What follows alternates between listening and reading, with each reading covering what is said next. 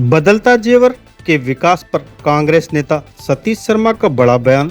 जेवर विधानसभा से कांग्रेस के टिकट के प्रबल दावेदार सतीश शर्मा ने विकास और बदलते जेवर को लेकर रखी अपनी बात।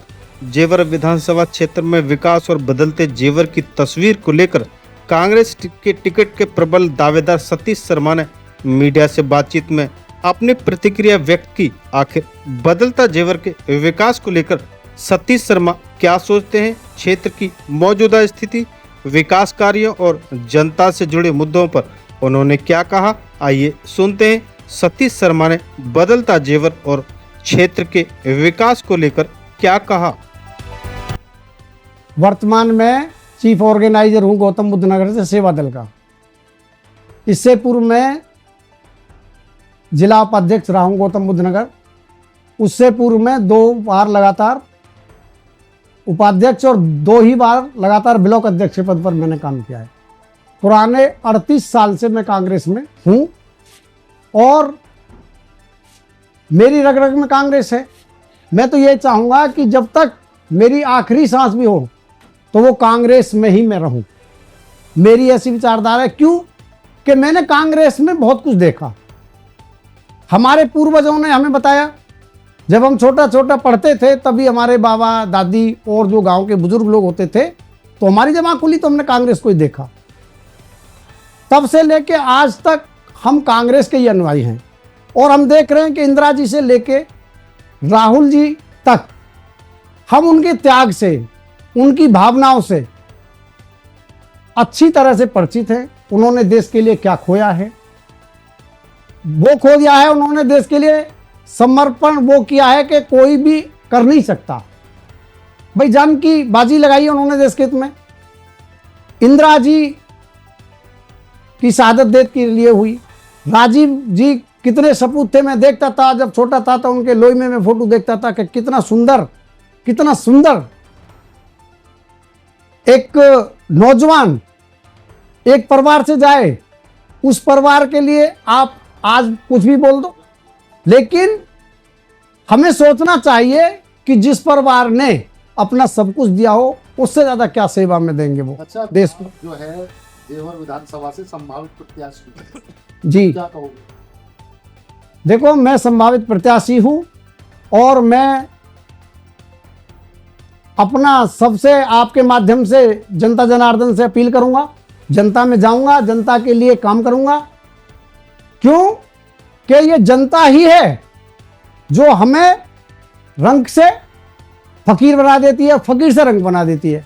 सतीश शर्मा जी, आप ये बताइए, आप जेवर से आते हैं। हाँ जी। उत्तर प्रदेश की भाजपा सरकार ने एक बहुत बड़ा प्रोजेक्ट जेवर एयरपोर्ट दिया, एक बड़ी सौगात दी और बड़े स्तर पर जेवर क्षेत्र का विकास हुआ है। क्या मानते हैं आप? मैं नहीं मानता। मैं क्यों नहीं मानता हूं कि भट्टा पारफॉल किसी से छुपा नहीं है। जो हमारे कांग्रेस पार्टी ने या हमारी सरकार ने किसानों के लिए कानून बनाया, उस कानून के तहत वहां काम नहीं हुआ है। एयरपोर्ट में भूमि अधिग्रहण न करके सहमति के आधार पर जमीन ली है। किसान मारे परेशान है आज, उनको उसका उचित मुआवजा नहीं मिला है। इतना कीमती प्रोजेक्ट है ये, इतना बड़ा प्रोजेक्ट है ये, तो इससे किसान का भला कहाँ हुआ है? किसान तो खुश है वहाँ पे। किसान कौन खुश है? किसानों को उचित मुआवजा भी मिला और किसान जो पहली फ्लाइट वहाँ शुरू हुई है, हाँ, उसमें विधायक के साथ बैठ के जो किसान है वो उत्तर प्रदेश के मुख्यमंत्री ने जाके मिले। आप कह रहे किसान खुश नहीं है? हाँ, मैं कह रहा हूँ, मैं भी तो किसान का बेटा हूँ। क्या मैं कहीं बाहर से हूँ? क्या मैं वहां का नहीं हूँ? क्या मेरा खेती नहीं गई है उसमें? आज जाके देखिए, जो आरआर बसाया है उसमें कोई सुविधा नहीं है। आज किसानों के बच्चे रोजगार देने का वादा किया था, आज बच्चे आप जाके देखो कितना धरना प्रदर्शन उन्होंने किया है लगातार। किसान कैसे 8 साल होने जा रही हैं, उनको नहीं बताओ, किसान कैसे खुश नहीं है जेवर एयरपोर्ट बनने से? उनको तो उनका वाजिब हक मिला। देखो, किसान की समस्या मैं बताऊंगा। किसानों को उचित मुआवजा नहीं मिला। उचित मुआवजा मिलता, अगर चौगुना मुआवजा मिलता, जो गवर्नमेंट ने, पिछली गवर्नमेंट ने नियम बनाया है उसके तहत उसको मुआवजा मिलना चाहिए था, जो कि नहीं मिला है। अच्छा, कुछ चंद लोगों ने मिली भगत करके मुआवजा उठवाने में और कुछ हमारे कर्मचारियों की वजह से ऐसा हुआ है। किसान वहां एक दिन भी संतुष्ट नहीं हुआ है, किसान आज भी दुखी है और किसान नौजवान वहां का दुखी है। कोई रोजगार नहीं है। जिन बच्चों को वादा किया था कि आपको हम यहां से अगर कहीं शिफ्ट करेंगे, आपके बच्चों को हम एक परिवार से रोजगार देने का भी काम करेंगे, वो आज तक नहीं दिया है।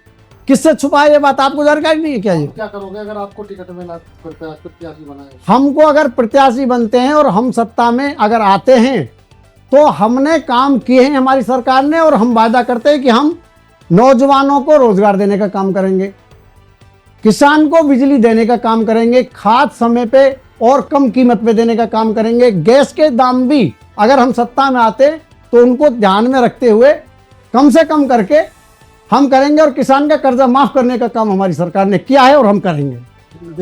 बीजेपी सरकार ने तो काफी रोजगार भी दिया, एयरपोर्ट बनने का वहाँ पे काफी युवाओं को भी लगाया और काफी रोजगार मिला है। देखिए, रोजगार की बात आप करते हैं तो आप मेरे साथ चलिए। मैं उन जो रोजगार उसमें कर रहे हैं वो बच्चे परेशान हैं, कहीं टेंडर छूटे हैं एयरपोर्ट में। सच्चाई मैं आपको बता रहा हूं कि 30,000 के नाम पे उन बच्चों को 15,000 देने का काम किया जा रहा है।